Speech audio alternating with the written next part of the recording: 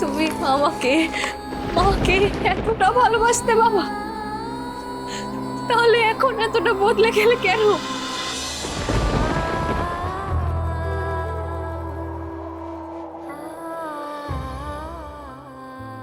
আমি জানি বাবা, আরুর লেখা চিঠি তাকে না জানিয়ে পড়াটা অপরাধ, কিন্তু মায়ের সম্পর্কে জানতে গেলে যে আমাকে এই চিঠিগুলো পড়তেই হবে। আমাকে ক্ষমা করে দিও বাবা।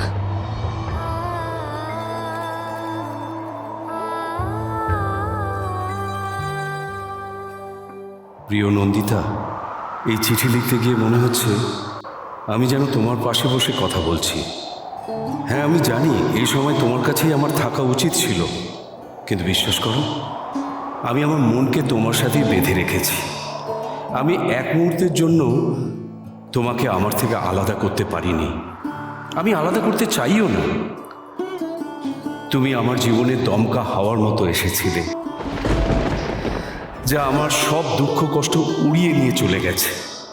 তুমি আমার জীবনে এসে আমার জীবনে নতুন অর্থ এনে দিলে, আমাকে নতুন করে বাঁচতে শেখালে, আমাকে ভালোবাসতে শেখালে।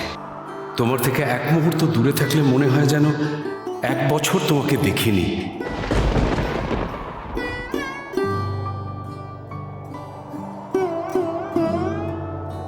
আমি চাই আমাদের দুজনের ভালোবাসা পৃথিবীর শ্রেষ্ঠ ভালোবাসা হোক। আমাদের ভালোবাসার প্রমাণ তোমার গর্ভে বেড়ে উঠছে।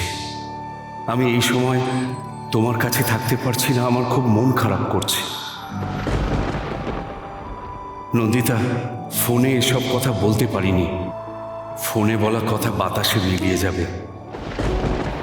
কিন্তু এই যে চিঠি লিখছি, এই আশায় যে আমার ভালোবাসা চিঠির মাধ্যমে সবসময় তোমার সঙ্গে থাকবে। আমি চাই আমাদের সন্তান এই চিঠিগুলো পড়ে আমাদের ভালোবাসার কথা জানুক। যখনই তুমি বা আমাদের সন্তান এই চিঠি পড়বে, তখনই বুঝবে তোমরা আমার জীবনে কতটা জায়গা জুড়ে আছো। তুমি আমাকে মাকে এতটা ভালোবাসতে বাবা, তাহলে এখন এতটা বদলে গেলে কেন? তুমি তো লিখেছো তুমি মাকে নিজের প্রাণের চেয়েও বেশি ভালোবাসতে, তাহলে এখন মায়ের নামও কেন শুনতে চাও না তুমি? মা যদি তোমার আকাশের ধ্রুব তারাই হয়, তাহলে তাহলে তোমাদের মাঝের মেঘটা কেন কাটিয়ে দিচ্ছ না বাবা?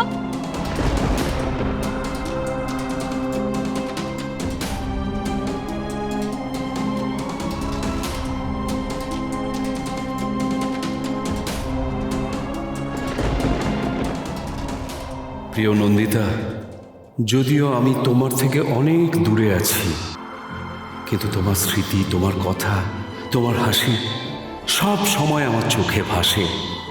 যত তাড়াতাড়ি সম্ভব আমি তোমাদের কাছে আসব। জানো, আমি আমাদের বাচ্চার নাম ঠিক করেছি। আমি চাই আমাদের মেয়ে হোক। আমাদের সন্তান শ্রাবণ মাসে জন্ম নেবে, তাই আমি আমার সন্তানের নাম রাখবো শাওন।